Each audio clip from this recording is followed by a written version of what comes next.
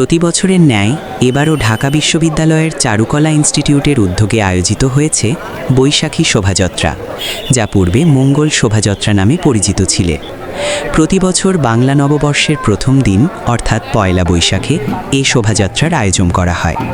এটি ইউনেস্কো কর্তৃক স্বীকৃত বাঙালি সংস্কৃতির একটি উৎসব এবং বাঙালি জাতির অসাম্প্রদায়িক চেতনার এক বহিঃপ্রকাশ।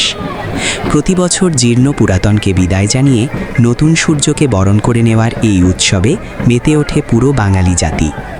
এই শোভাযাত্রায় লোকজ মোটিভ, হাতি, ঘোড়া আর রঙিন মুখোশে সেজে ওঠে রাজপথ। অশুভকে বিদায় জানিয়ে শুভকে বরণ করে নিতে মেতে ওঠে আবাল বৃদ্ধ বনিতা।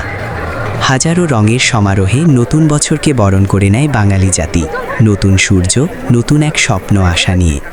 এটি কেবল একটি মিছিল নয়, বরং এটি বাঙালির হাজার বছরের লোকজ সংস্কৃতি আর অশুভের বিরুদ্ধে শুভের জয়ের এক সম্মিলিত অঙ্গীকার।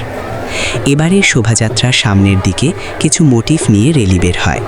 মোটিফের মধ্যে সবার সামনে ছিল একটি লাল মোরগের মোটিফ। এটি জাতিকে অন্ধকার থেকে জাগ্রত করার প্রতীক। তারপর ছিল শান্তির প্রতীক কবুতর ও হাতি। অন্যান্য মোটিফের মধ্যে ছিল গিটার, ঘোড়া ইত্যাদি।